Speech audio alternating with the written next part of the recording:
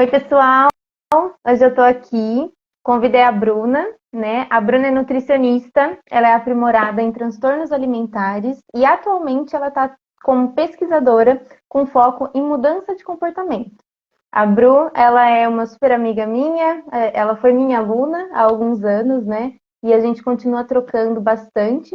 E foi num papo que eu tive com ela, que ela estava me contando um pouco sobre a experiência dela, a vivência que ela teve com situações, né, com crianças e adolescentes dentro de transtornos alimentares, que eu comecei a tentar entender um pouco mais qual é o papel da família, né, nesse momento, assim, tanto como uma forma de evitar esses transtornos, como uma forma também de promover uma boa relação com a comida e de comer bem, comer de forma saudável, e uma boa relação com a autoimagem, né? Então a gente conversou bastante, tivemos muitas ideias e por isso que eu trouxe ela para poder conversar mais um pouquinho.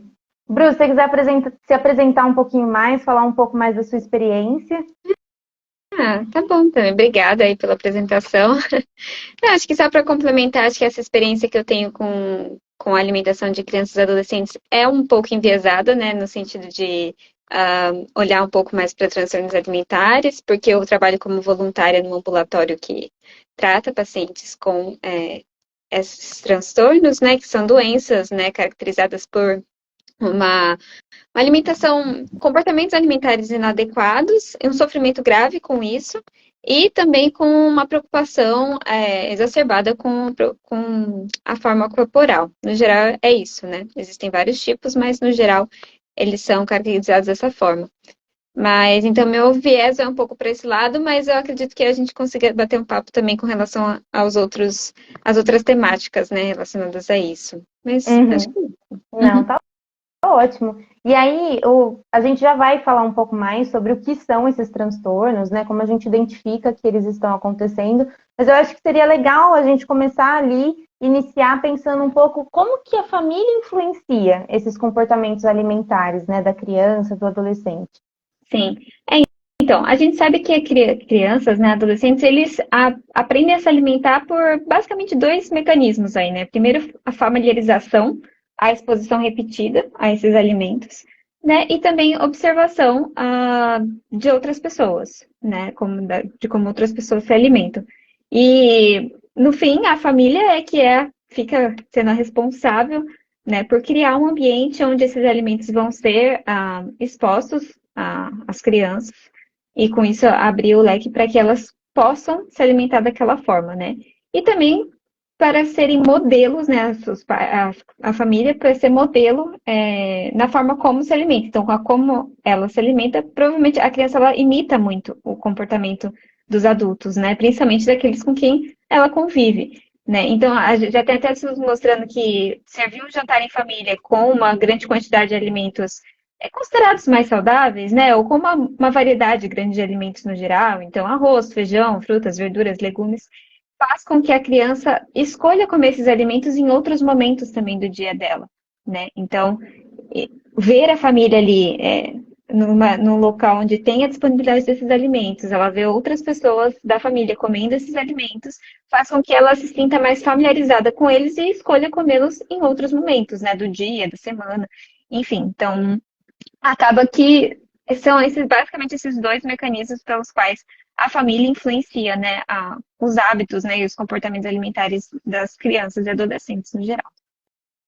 E aí você trouxe um dos pontos que é a exposição repetida a esses alimentos, né? E eu acho muito legal porque, assim, com o meu filho eu faço o BLW, né? Que Uhum. ele se alimenta sozinho. E o que eu percebo é, quando eu trago um alimento novo, né, para ele, nem sempre ele aceita de primeira. Então é Sim. muito interessante e o que que eu faço, né? Geralmente eu ofereço, tá ali no prato e tal. Não quis comer, não quis experimentar. Às vezes eu até mostro, né? Ó, esse é tal alimento. Não quer, beleza. E aí depois uma outra refeição ofereço de novo. Uhum. E já percebi que teve vários alimentos que ele só aceitou na segunda, na terceira, na quarta vez que eu ofereci. Então, eu Sim. acho que esse é um ponto legal, mas que seria legal orientar as famílias, porque às vezes a gente quer tanto que aquela criança coma aquele alimento que a família pode chegar e falar, ah, não, como que você fala que não gosta se você nunca experimentou? Experimenta sim, não sei o quê. Você acha que isso contribui ou mais atrapalha essa abertura da criança a esse alimento novo? Acho que é difícil, né? Porque tem crianças, às vezes, que têm uma seletividade muito grande com relação aos alimentos, e aí a família se sente muito incapaz, né? Na hora de que oferece, oferece e acaba não conseguindo, e aí começa a pressionar a criança também, você precisa comer isso, e começa a ir por essas vertentes do é bom para a sua saúde, você precisa comer, senão você fica doente, ou então frases assim, jogando para consequências negativas ali, né? Ou mesmo positivas, mas que no geral a criança se sente mal consigo mesma por não estar conseguindo comer aquele alimento, né?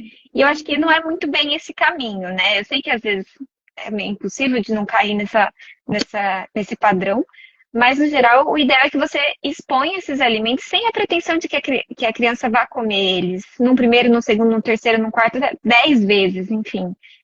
E toda vez que for exposto, tentar, às vezes, de formas diferentes, expor aquele alimento, né? Cozido, cru, dentro de alguma preparação, enfim, isso também ajuda, né? Para você tentar outras formas da criança ver aquele alimento. E, às vezes, só, assim, incentivar que ela toque aquele alimento, cheire aquele alimento, antes mesmo de comer ele por si só, né? E fazer isso num momento em que você que está em família, em que outras pessoas também estão comendo esse alimento, né? Falar, nossa, que gostoso, não diretamente para a criança, mas falar bem daquele alimento no geral, no contexto em que se está ali, no momento em que a conversa, obviamente, em família está sendo positiva, né? Porque às vezes tem aqueles momentos de briga familiares em mesa, né? Que não é o momento ideal para se oferecer esse tipo de coisa, nenhum alimento, na verdade, para a criança, né? Mas eu acho que é mais isso, tentar ir mais por esse lado do que pelo outro, de pressionar a criança e tentar fazer com que ela coma com base. Porque a criança não vai entender a consequência de não comer aquilo nesse momento, então não adianta muito ir por esse caminho mesmo, né? Então, acho que isso é mais a exposição repetida, por vezes de forma diferente, em ambientes agradáveis e não necessariamente pressionar a criança para que ela coma aquilo naquele momento, mas que pelo menos ela tenha alguma interação com aquele alimento naquele momento, né? Isso pode abrir o caminho para que ela sinta-se mais aberta a experimentar em outro momento em que for oferecido esse alimento, né? É interessante, porque aí eu acho que a partir do momento em que ela percebe que os outros adultos também comem, já vem uma segurança do tipo, isso aqui é ok para eu comer. É um ponto inicial. Depois, né, ela toca, ela cheira. Como você falou, tem criança que é mais aberta, tem criança que não, mas faz parte, né? E aí eu queria saber, assim, refeições em família, que você falou aí. Tem que estar todo mundo junto, não tem que estar todo mundo junto. Qual que é o impacto disso? Por que tem que fazer as refeições em família? Ou, se não é possível todos os dias, proporcionar ali momentos em família nas refeições? Olha, a gente sabe que no mundo de hoje é muito difícil, né? Os pais e os outros familiares que estão em contato com as crianças estão sempre numa correria louca e é difícil, cada um tem um horário para as coisas, mas a refeição em família ela é muito importante, tanto que o Guia Alimentar para a População Brasileira, que é o que norteia basicamente as condutas relacionadas à alimentação, fala muito da importância de se fazer refeições em companhia, no geral, né? E aí vem a importância da família. E aí a gente sabe que tem três fatores aí, né? Quando a gente faz refeição em família, a gente está expondo a criança que nem a gente estava falando agora, né? Que é observar o outro comendo, então dá para ela a segurança de que aquele alimento ou aquela refeição que está sendo servida, ela é segura de comer. Segundo, dá uma noção para ela de quantidade a se comer, o quanto é adequado se comer, porque ela olha o prato dos outros, ela se baseia naquilo também, para além das sinais de fome e saciedade próprios ali, né? E o outro, do que é certo ou não comer, né? Então, ela tem essa noção numa refeição em família. E já tem estudo mostrando que realizar refeições em famílias 3 ou mais vezes, assim, por semana, já está associado com o maior consumo de alimentos considerados mais saudáveis. Então, alimentos mais in natura, frutas, verduras, legumes, arroz, feijão, esse tipo de alimento. Leite, né, que também é bastante importante quando a gente pensa em crianças também, né? E diminui a chance de excesso de peso. E também dizem estudos que diminui a prevalência de comer emocional. Então, aquelas crianças que, quando estão agitadas, buscam a comida, querem ficar beliscando, ou quando são felizes também, acabam buscando mais a alimentação para lidar com esse tipo de felicidade. E a agitação nelas. Então, é muito interessante isso, né? A gente vê o quanto uma refeição em família, ela pode estar associada com muitos desfechos positivos no que diz respeito a comportamentos alimentares, né?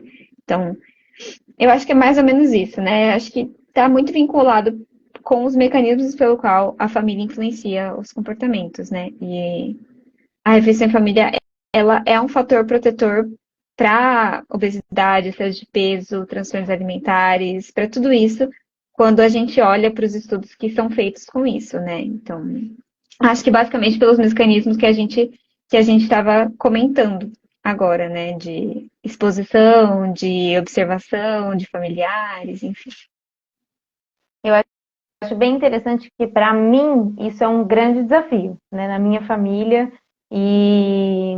Mas eu tento, ao máximo, em alguns momentos, sentar e dividir. Tipo, às vezes não dá no almoço, não dá na janta, mas dá para comer uma fruta junto, sabe? Sim. Eu acho que a gente vive nesse mundo de você tem que fazer tal coisa, tem que, aquele monte de tem que.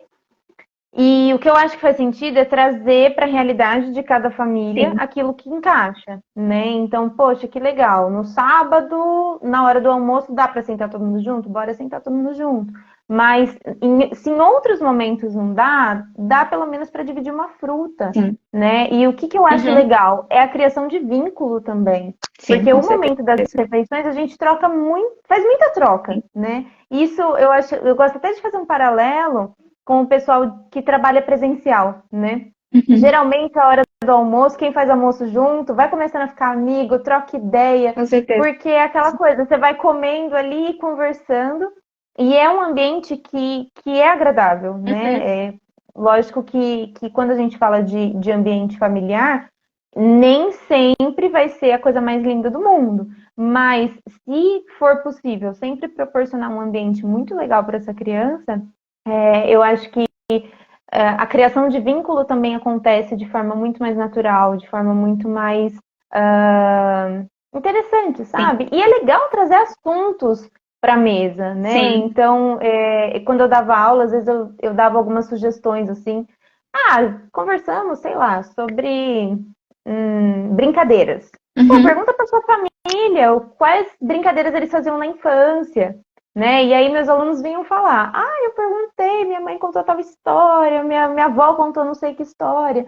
E é muito legal isso, né? Utilizar também esse momento para trocar essas vivências, conversar, e às vezes conversar sobre assuntos super leves, mas às vezes é um assunto que está um pouco tenso, não entre os adultos, né? Mas entre a criança, sim. No ambiente escolar e tudo mais, eu acho que vale muito a pena, né? Sim, com certeza. E eu acho que o que você está falando de trazer isso para a realidade da família é muito importante, porque não existe um número mágico, uma frequência mágica, mesmo quando a gente pensa em outras questões da alimentação, então existe um número mágico de frutas que eu tenho que comer no meu dia para isso ser uma alimentação saudável, ou existe, sei lá, coisas assim, né, quantitativas demais para isso, né? Não existe um número de refeições que você precise fazer com a criança para que isso reflita em algo positivo. Qualquer coisa que você consiga fazer com a criança, uma refeição, né? Por mais que seja um lanche, qualquer coisa que você consiga fazer com a criança, já vai trazer algum benefício nesse sentido, né? De criação de vínculo, de uma alimentação mais saudável, mais organizada.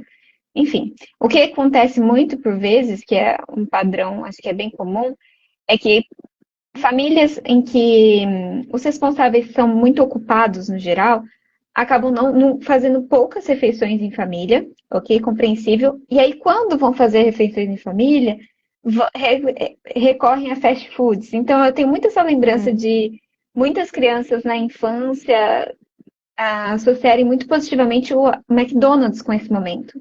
né? Então, os pais, de os pais, principalmente, né, levarem as crianças para fazer uma refeição em família no McDonald's. Então, tem um pouco disso também, tá? Se eu vou fazer uma refeição em família, vou fazer uma refeição em família em que eu vou proporcionar hábitos melhores também, sabe? E por mais que seja uma na semana, que isso seja, Uhum. né, dessa forma também, né? Então, isso não existe um número mágico, uma forma mágica, mas de tentar fazer o melhor possível ali dentro dessa situação, né?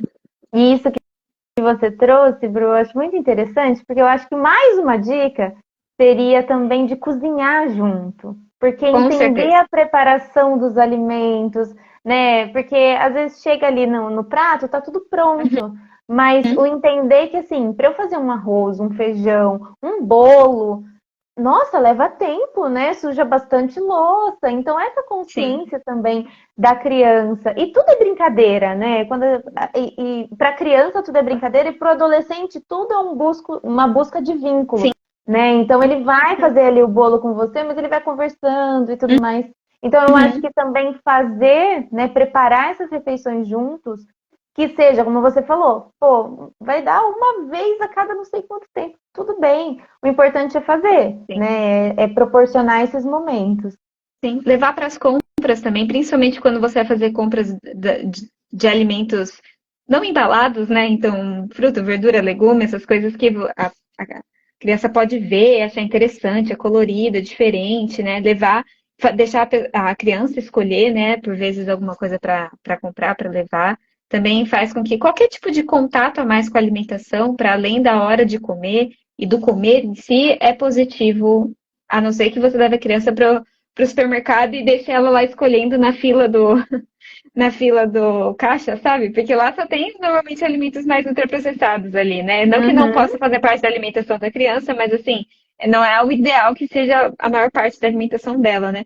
E aí deixar ela escolhendo ali, ele não é tão, não pode não ser tão adequado, mas enfim, no geral é mais adequado, né? É mais positivo isso de levar a criança para fazer compras, para cozinhar e tal. Uhum. É muito legal. Eu acho que é uma oportunidade incrível, assim. É que, assim, eu gosto muito de cozinhar, mas eu não tenho tempo também. Uhum. Então, quando eu paro para fazer assim, o Rael ainda não tem idade para cozinhar, mas eu acho que quando a gente tiver oportunidade de fazer alguma coisa junto, é muito, muito legal, muito gostoso. E eu tenho muito essa memória de momentos que eu tive com minha avó, momentos que eu tive com outras pessoas da minha família ali na cozinha, batendo papo, beliscando, é muito gostoso.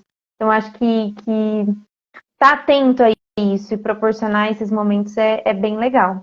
E aí, Sim. Bru, eu já vou querer passar um pouquinho, né, para a gente falar um pouquinho mais sobre os transtornos alimentares, né? Então, eu acho que primeiro, para a gente falar sobre transtornos, a gente tem que entender o que são esses transtornos alimentares e como a gente identifica que eles estão acontecendo com uma criança ou um adolescente.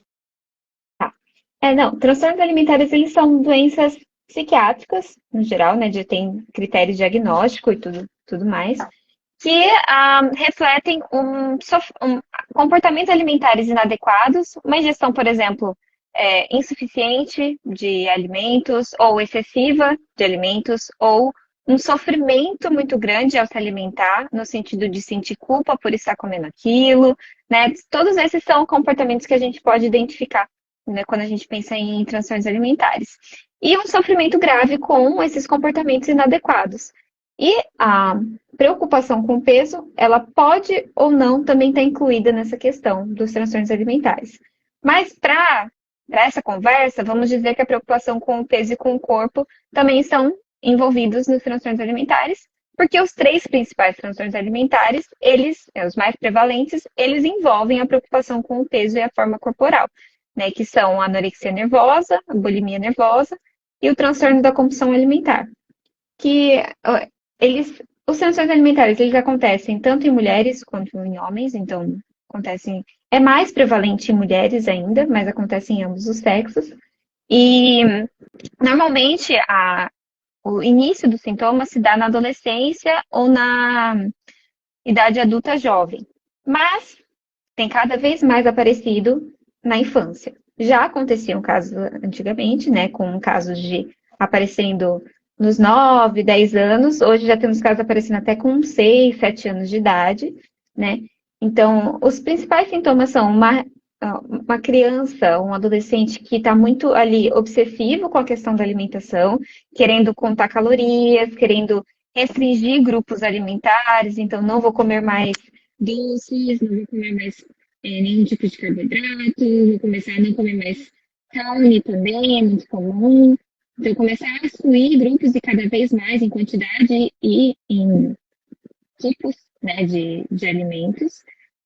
Começar a fazer algum tipo de comportamento para gastar mais energia, então começar a se exercitar de forma mais compulsiva, né? Então, não é normal uma criança, por exemplo, de 10 anos querer ficar subindo e descendo escada. É normal que ela vá querer jogar por exemplo, sei lá, jogar bola com os amigos. Isso é normal. Mas ela querer em casa ficar subindo e descendo escada, por exemplo, não é um comportamento que a gente pode considerar muito adequado, né? Uhum. Então, são alguns comportamentos que a gente pode prestar atenção. Tem os mais que também acontecem, mas é menos frequente na infância e na adolescência, que é a questão do vômito, né? Que também é algo que dá para prestar atenção, principalmente na adolescência. Na infância, as crianças são mais puras nesse sentido, então os comportamentos aparecem menos. Né? E o uso de laxantes também, que é algo que também acaba acontecendo. Tudo que é aquele pensamento de querer tirar do corpo, né? As Uhum. coisas, né? E tudo isso numa intenção de perder peso no geral ou de mudar a forma corporal, de alguma forma, né? Então, é basicamente isso, assim, que a gente tem com relação às restrições alimentares. Acho que outra coisa comum é o uso de roupas meio inadequadas, né? Então, por exemplo, tá um calor do caramba e a Uhum. criança ou adolescente está com um blusão, um moletom enorme, né? Isso é algum sinal de que há alguma ali questão com a imagem corporal também. Então, algumas das dicas, né? Enfim. Uhum. E, Bru, você falou dos 3 tipos, né? E os 2 primeiros, né? Que são a anorexia nervosa e a bulimia Bulimia nervosa também. nervosa também, tá? Esses 2 são relacionados à perda de peso. O terceiro tipo, qual que é? Transtorno da compulsão alimentar. E aí ela está relacionada a ganho de peso ou não necessariamente? Não, uma pessoa é mais prevalente em pessoas com sobrepeso ou obesidade ou o diagnóstico de transtorno da compulsão alimentar. Porque o transtorno da Tá. compulsão alimentar envolve episódios de compulsão alimentar, ou seja, de comer em excesso, e no geral isso acaba levando ao ganho de peso, né? Uhum. Mas não é regra. Pode ser que uma pessoa com peso, vou falar normal, mas no geral a gente fala eutrófico, né? Porque normal não Uhum. existe para nada, mas pode existir sim uma pessoa com peso eutrófico tendo compulsões alimentares, né? E ter o diagnóstico, mas é menos comum. Mas assim, em todos eles há uma insatisfação com o corpo no geral, e aí o que muda é como eles lidam com isso. A diferença é que na anorexia, no geral, você restringe muito, então há uma grande perda de peso decorrente disso.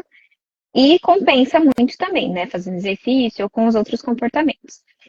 Na bulimia, é exatamente o mesmo padrão, só que a pessoa não chega a perder peso suficiente para encaixar no critério de anorexia nervosa. Basicamente Uhum. isso. Então, ela se mantém num peso considerado adequado, apesar dos comportamentos não estarem adequados. E no Uhum. transtorno da compulsão alimentar, o que não acontece normalmente são os comportamentos compensatórios. A pessoa normalmente tem uma restrição mais cognitiva, então ela pensa que ela não pode comer as coisas, não necessariamente ela deixa de comer as coisas. E isso faz com que, não posso comer isso, leve ao vou comer isso um monte agora para não comer depois. Mas ela não consegue, entre aspas, ela é ineficaz em conseguir fazer a restrição que os outros 2 grupos conseguem fazer, né? Mas é tudo muito parecido, né? Um Uhum. espectro muito bagunçado ali dos Sim. comportamentos. E aí, ficou muito claro agora. Então, antes de eu puxar o gancho, né, para a gente falar aí do papel da família nessas situações, eu queria que você já trouxesse como uma pessoa busca ajuda, né? Se ela percebe que na família dela tem alguém assim, ou se a própria pessoa está vivendo isso, seria legal, assim, para onde ela corre, aonde ela vai, que médico ela se consulta. E Uhum. depois a gente já começa a falar um pouco mais sobre o papel da família nos transtornos.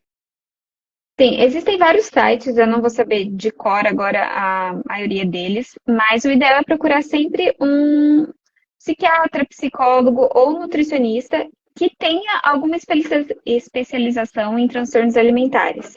Uhum, Qualquer um deles pode fazer uma triagem inicial do problema, da questão que a família está levando, e então encaminhar para uma equipe, porque normalmente um tratamento envolve uma equipe, né? Então, para tratar um transtorno alimentar, a gente precisa pelo menos, de um psiquiatra, um psicólogo e um nutricionista, uhum, né? Na equipe para tratar.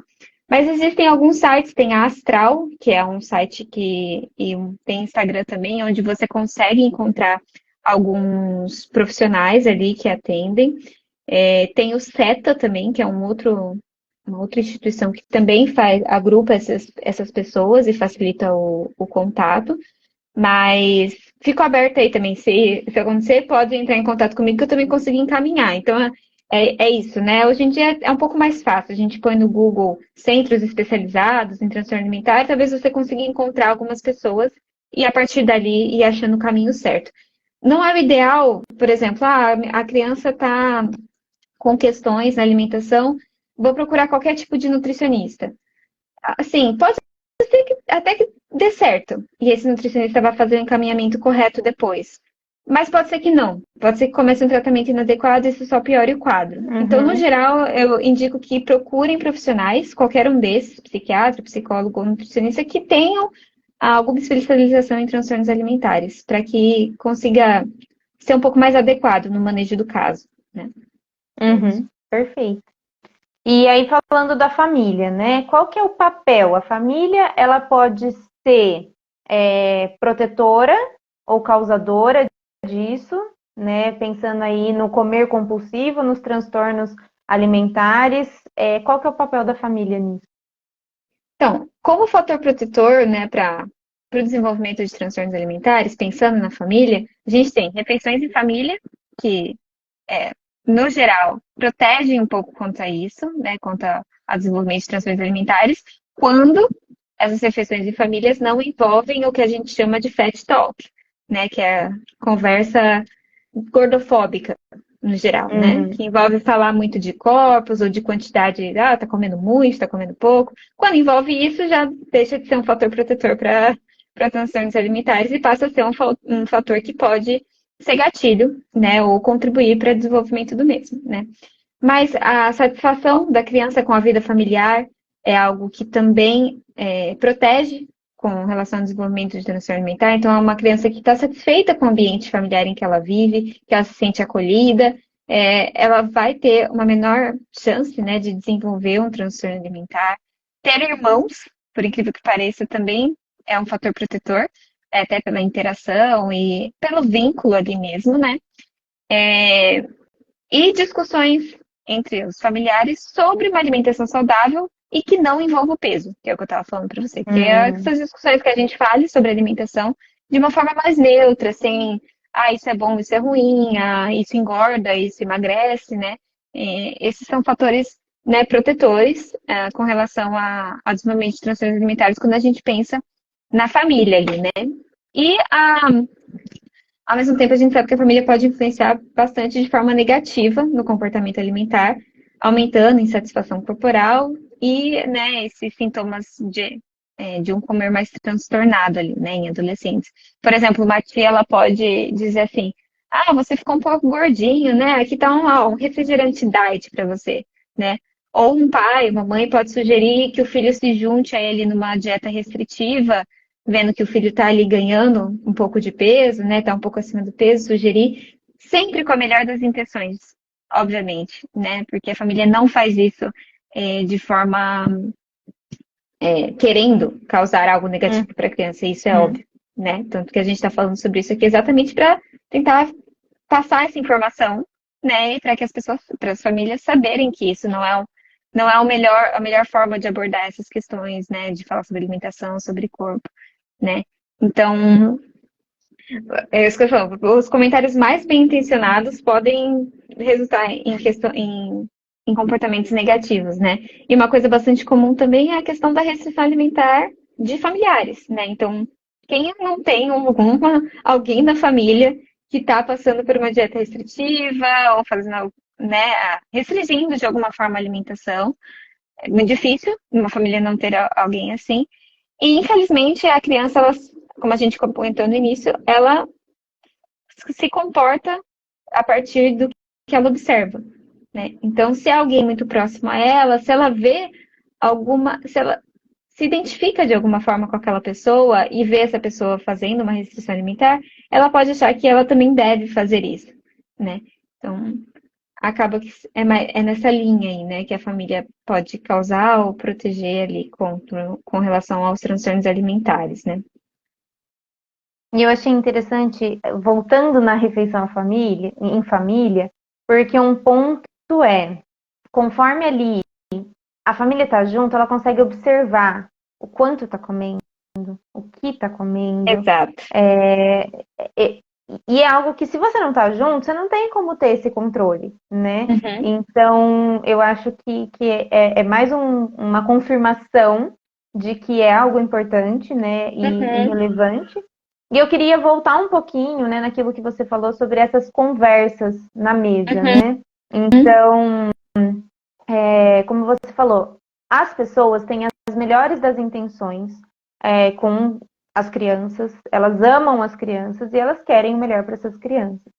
Mas é muito importante a gente pensar na forma como a gente comunica certas coisas, tá?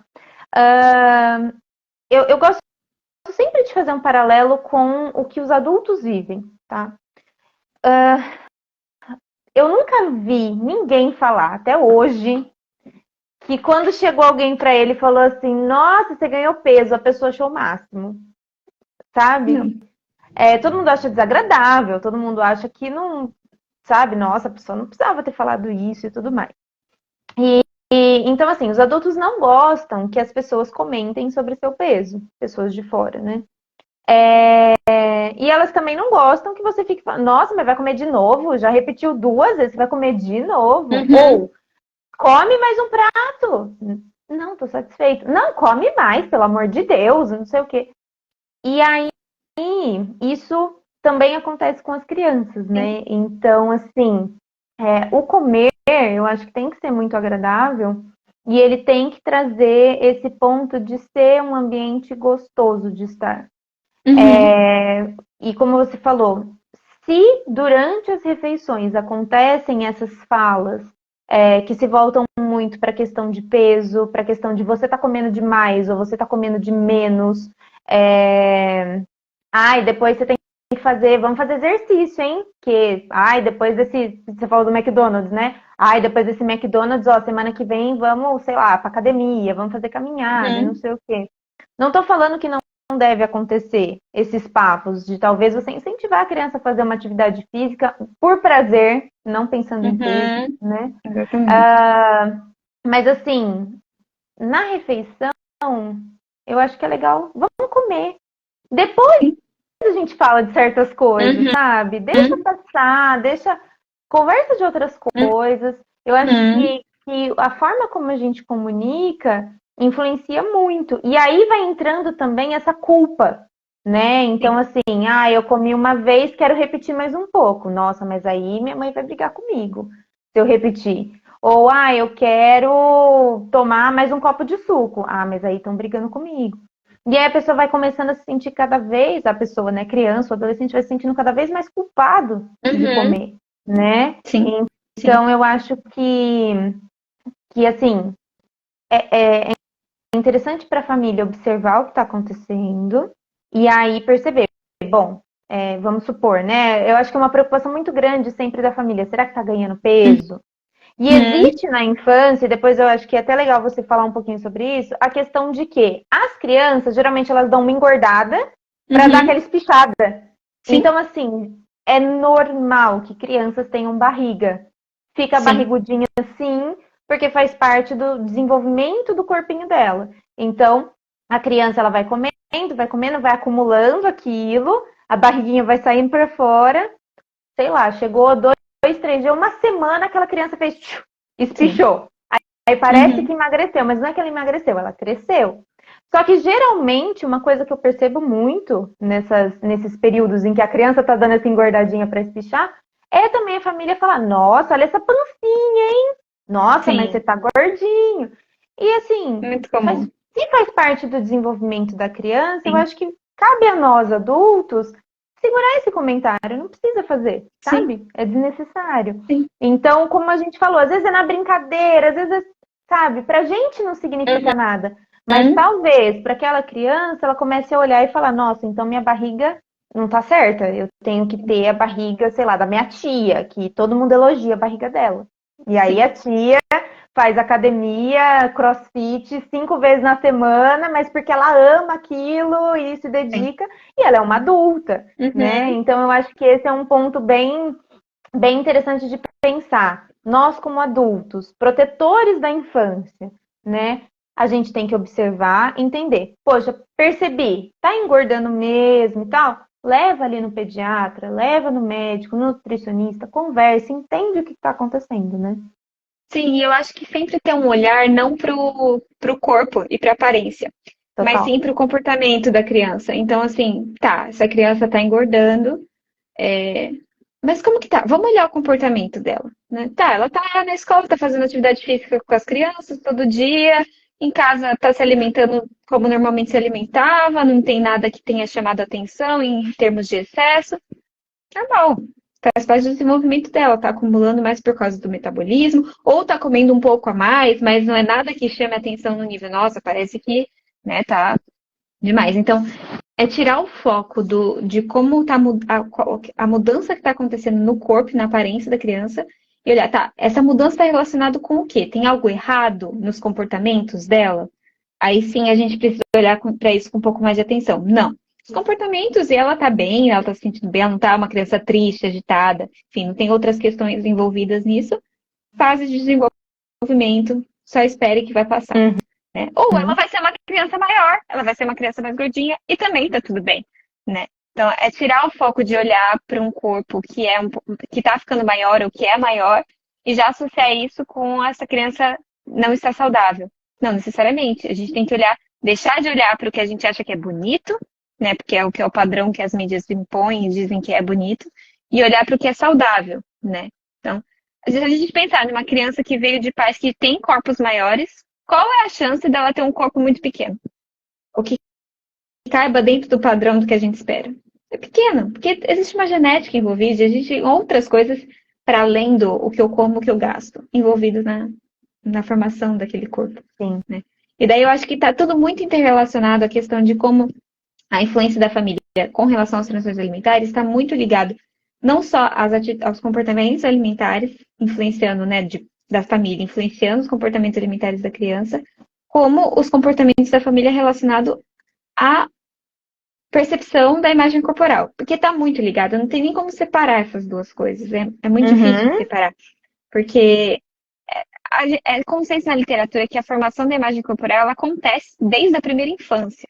Então, desde ali as crianças já estão ali suscetíveis, né, a formar a sua imagem corporal com base no que é dito para elas, no que elas percebem, no que elas vivem. Então, a família acaba exercendo um papel muito importante na formação de uma imagem corporal mais positiva, ou pelo menos neutra, né, com Uhum. relação às coisas. E é engraçado que os estudos mostram que crianças, acho que é entre 6 e 9 anos, já associam corpos gordos com algo negativo e corpos magros com algo positivo. Uhum. Então, não foi delas que veio isso só, né? Veio de tudo que elas ouviram e falaram, e obviamente com relação à mídia, né, que cada vez mais expostas, mas que essa exposição à mídia também é mediada pela família, porque quem cria o ambiente onde a criança vai usar a mídia, no geral, é a família ali, né?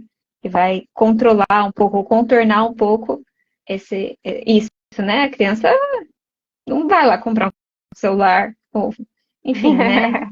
Por mais que não estou condenando, não é que não deve se usar mídias sociais, não é isso, mas é a família que faz esse contorno, né? De quanto tempo é exposto, do que está sendo exposto ali, né? E, infelizmente, a gente tem muito conteúdo negativo para a formação da imagem corporal nas mídias, né? sim. E aí eu acho que aqui é um ponto muito legal para quem está assistindo, para quem está acompanhando, para parar e refletir.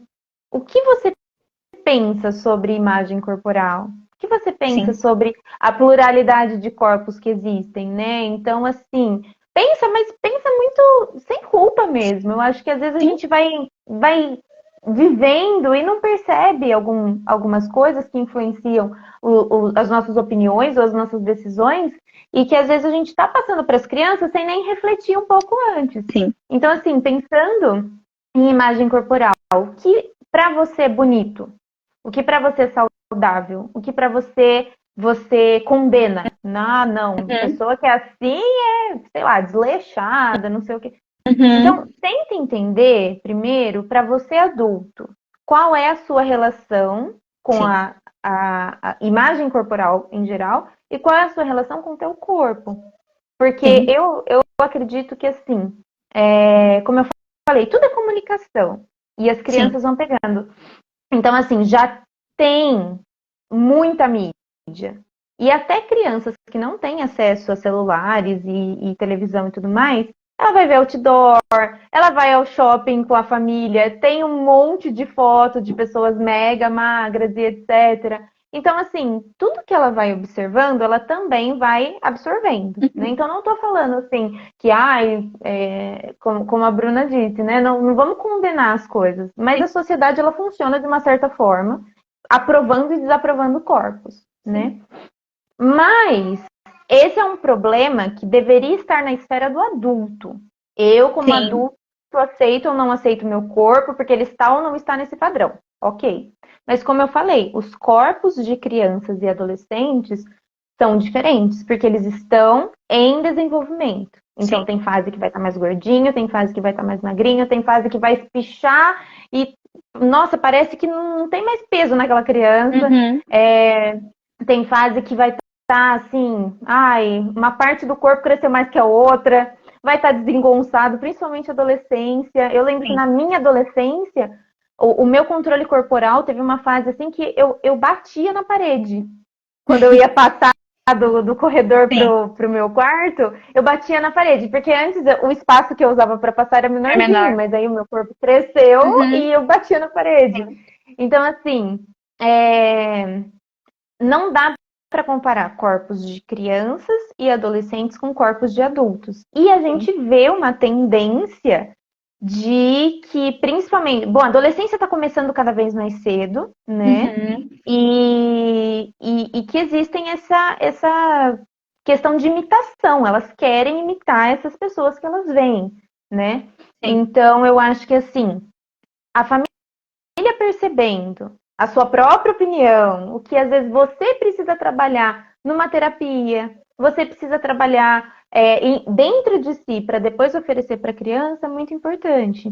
E sim, um outro ponto que é muito comum em festas familiares, quando tem reunião de pessoas, são os comentários sobre os corpos das pessoas e os comentários sobre os próprios corpos. Então, tudo bem, às vezes você está insatisfeito com o teu corpo.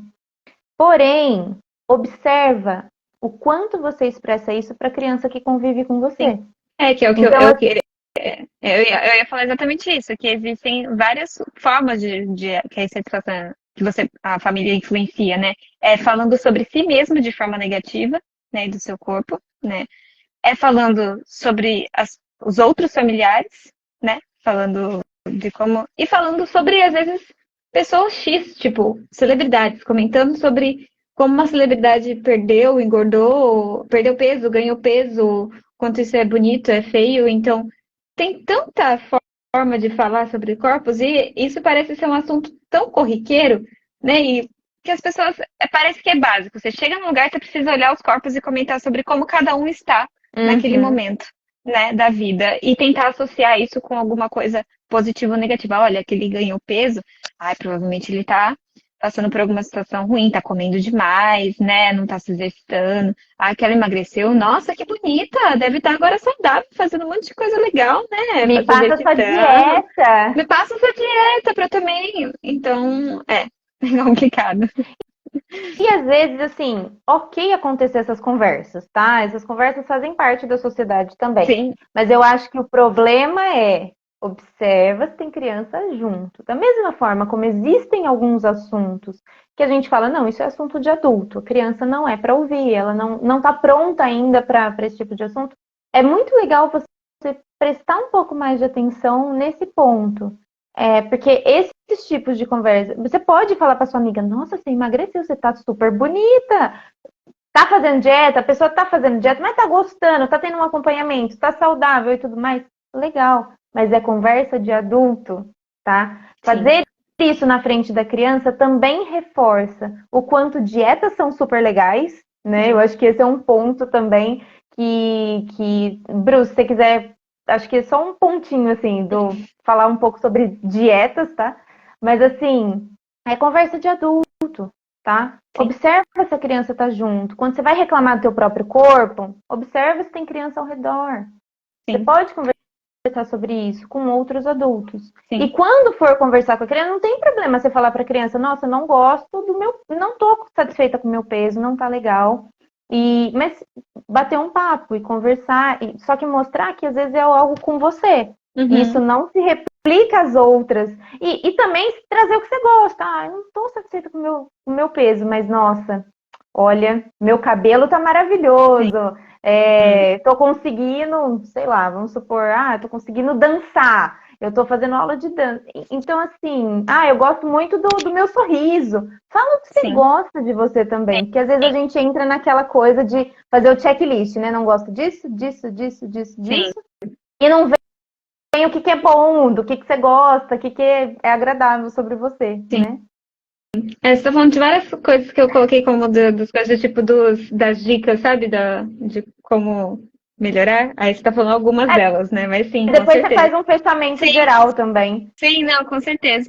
Mas aí com relação à dieta que você falou para eu falar, é que assim, o termo dietas, na verdade, se refere ao que a pessoa come.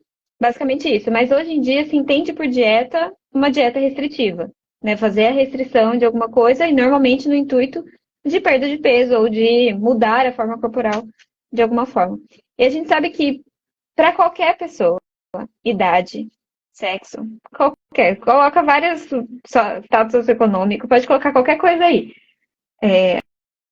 A prática de qualquer tipo de dieta restritiva aumenta a chance de desenvolvimento de transtornos alimentares em qualquer fase da vida, né? Então, é engraçado que a prática de dietas restritivas moderadas aumentam em 5 vezes a chance de desenvolvimento de transtornos alimentares.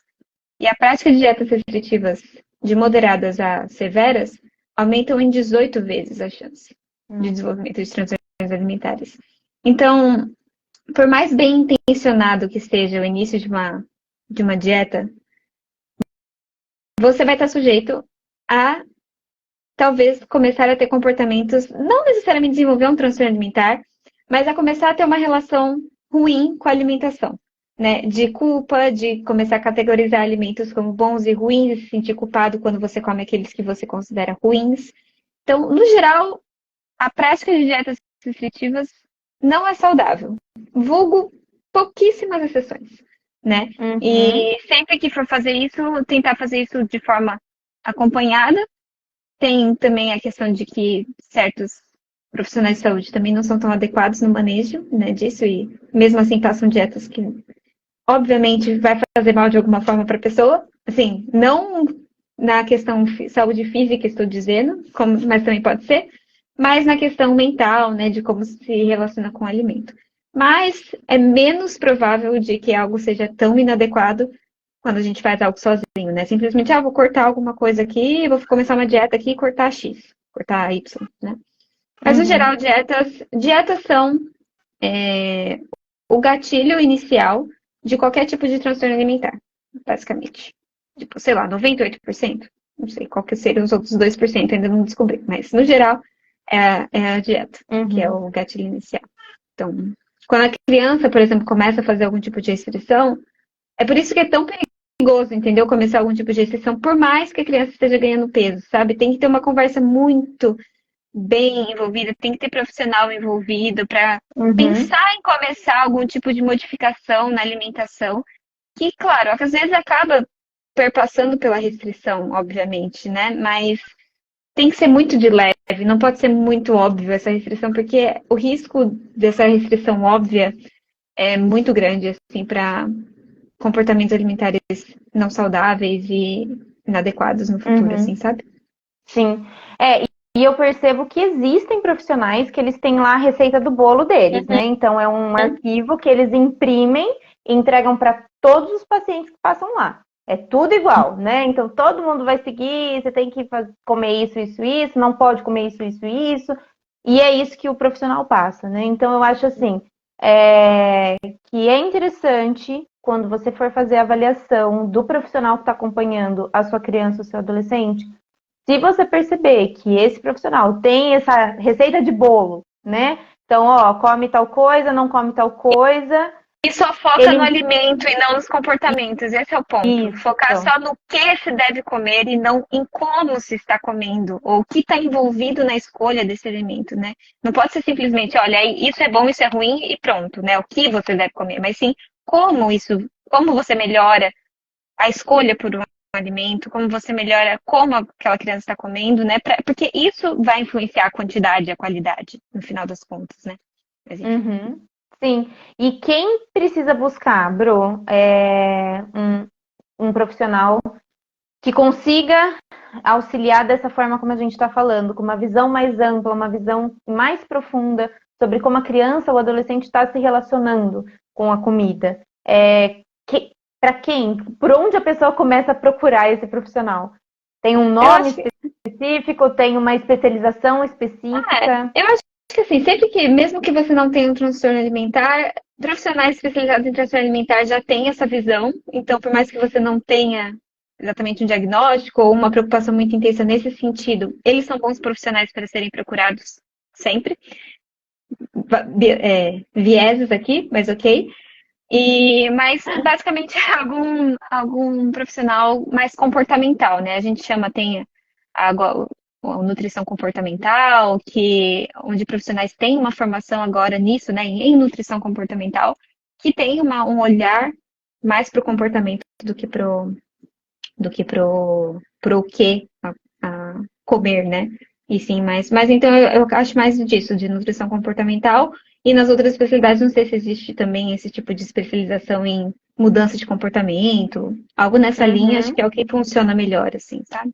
sim. E é interessante que não é só para crianças e adolescentes, né? Então, se É. o adulto também sente que não está com uma relação legal com a própria alimentação ou com o próprio corpo, o peso, é muito Sim, legal procurar esse tipo de profissional, né? sim, Porque simplesmente o poder ou não comer alguma coisa, ele pode gerar mais sofrimento do que resolver o seu problema, né? Então, ter um exatamente. profissional que vai te olhar e entender o que está rolando com você, e eu sempre acho também terapia, né? Sempre Com incentivo muito a certeza. terapia, que aí você vai entendendo também um pouco mais como que o que você está colocando ali na comida, né? Pensando no comer compulsivo, por Uhum, exemplo, sim, na hora que você come compulsivo, da onde que vem isso, né? E tudo isso a terapia também pode ajudar, com né? certeza. A enxergar, né? E por fim, acho que para a gente já fazer um fechamento geral, Bru, eu queria saber realmente como que dá para promover, né, essa alimentação boa. Eu sei que a gente já falou muita coisa, mas você pode fazer um fechamento aí. E além da alimentação saudável, essa relação com o próprio corpo, né, de uma forma positiva. Sim, tá. Vou tentar ser breve, vamos ver. Eu acho que a primeira é a família, né? Entender que ser um modelo para escolhas alimentares saudáveis não significa fazer restrições ou excluir alimentos considerados ruins ou proibidos, né? A gente sabe que o excesso de restrição aumenta o risco de, em algum momento, a criança ou adolescente desenvolver, comer em excesso, no geral. Isso acontece com o adulto e acontece com a criança também, né? E fazer dieta, pular refeição, incentivar o filho ou a criança a fazer uma dieta, aumenta a preocupação com o corpo, com a alimentação, e isso acaba gerando comportamentos alimentares e com o próprio corpo negativos, né? Então, ser um bom modelo é fazer o quê, né? É oferecer uma alimentação diversificada, com todos os tipos de alimento, é tomar o café da manhã na maioria dos dias, porque é uma refeição importante, normalmente é uma refeição que é o horário, só que não começou o dia ainda, então a correria ainda não começou direito, né? Então, às vezes é uma refeição que é mais fácil ali de fazer, né, com o filho, ou com a criança, com o adolescente. É, promover refeições em famílias, que a gente já falou aqui bastante, tornando esse um momento prazeroso, relaxante, em que a criança possa criar boas memórias com a alimentação. Acho que em termos de alimentação, é basicamente isso. Puxando mais para o lado da imagem corporal, primeiro é buscar entender as suas próprias questões, né, em relação à imagem corporal, que era o que a também estava falando, e mesmo que você se sinta insatisfeito com o seu corpo, procurar não fazer comentários negativos sobre o seu corpo na frente das crianças, né?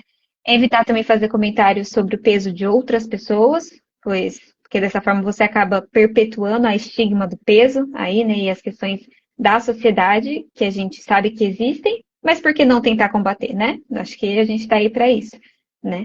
E aí, então, ser um bom modelo seria falar do seu corpo de uma forma mais positiva, demonstrar aceitação de diferentes formas corporais e falar da importância de, por exemplo, ter um corpo ativo e saudável e não focar no magro e musculoso, e sim um corpo ativo e saudável, não um corpo magro e musculoso que está focado ali na aparência. Então, essa é uma das dicas, assim, né?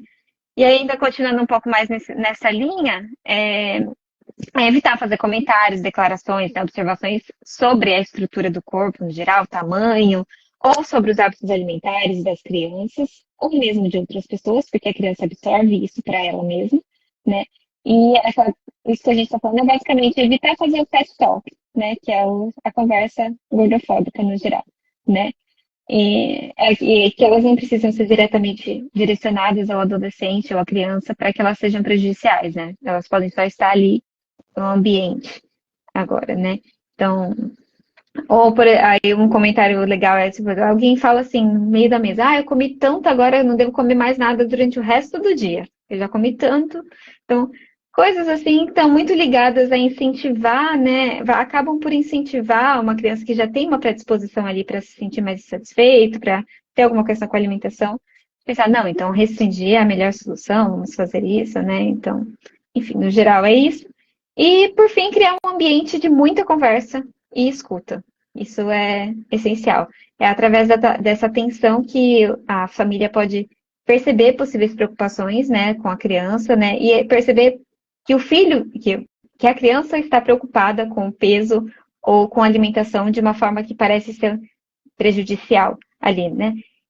A família deve deixar claro que ama a criança independente do peso, de que ele é aceito da forma que ele é, independente, né, da forma corporal, e de que a identidade de cada um vai muito além da nossa aparência, do nosso peso, né? Que a gente tem talentos, que a gente tem capacidades físicas, intelectuais, né? E que saúde e felicidade não devem ser apenas associados à perda ou ganho de peso e à aparência em geral.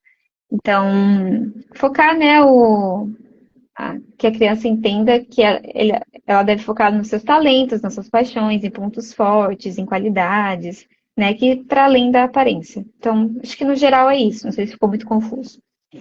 Não, ficou ótimo. E eu acho que nada mais do que construir uma autoestima, né, para essa Sim. criança. Então, quanto menos ela se sentir julgada, quanto menos ela se sentir inadequada, mais ela vai ter uma autoestima de saber que a gente é muita coisa, né? Então, se alguém olhar para mim e falar, não gosto de você porque você tem tal peso, é muito, muito pequeno, né? Dentro de tudo que a gente é.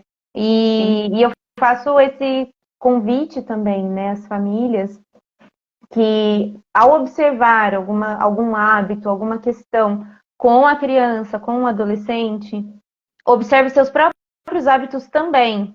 Porque muitas vezes existe a situação do tipo, nossa, mas tá comendo muita porcaria, né? As pessoas falam porcaria. Tá comendo muita porcaria. você também tá comendo porcaria, sabe? Quem compra porcaria para dentro de casa?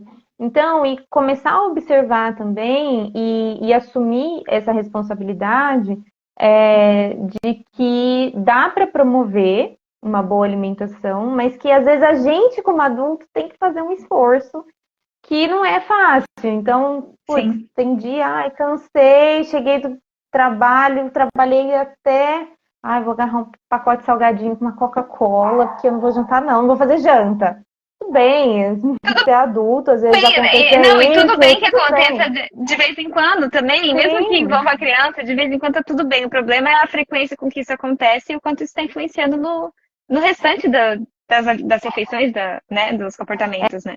e esse é o ponto, porque assim, vamos supor, isso acontece com frequência. E aí, quando a pessoa vê a criança sentada comendo salgadinho com Coca-Cola, ela vai falar: nossa, não, você não pode, você tem que comer verdura, você Sim, tem que. Então, assim, sempre fazer esse contraponto, né? Observa o comportamento da criança e vê se às vezes está refletindo um pouco do seu comportamento. E no caso de encontrar realmente situações que você acha que não está legal, buscar uma ajuda profissional. Buscar profissionais que são qualificados. A Bruna já deu aí as orientações de como vocês conseguem chegar nesses profissionais e buscar as orientações, sim, né? Então, acho que esse é um ponto muito importante. E tudo que a gente falou aqui é com muito amor, né? Então, sim.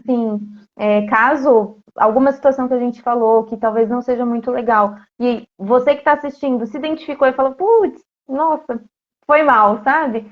Tá tudo bem, acontece. Eu acho que Sim. quando a gente fala de construção de imagem corporal e de relação com a alimentação, não é algo que a gente fala sempre. Então, é comum que a Sim. gente venha só reproduzindo algo que a gente aprendeu, que a mídia passou pra gente, que a nossa vivência, né, trouxe.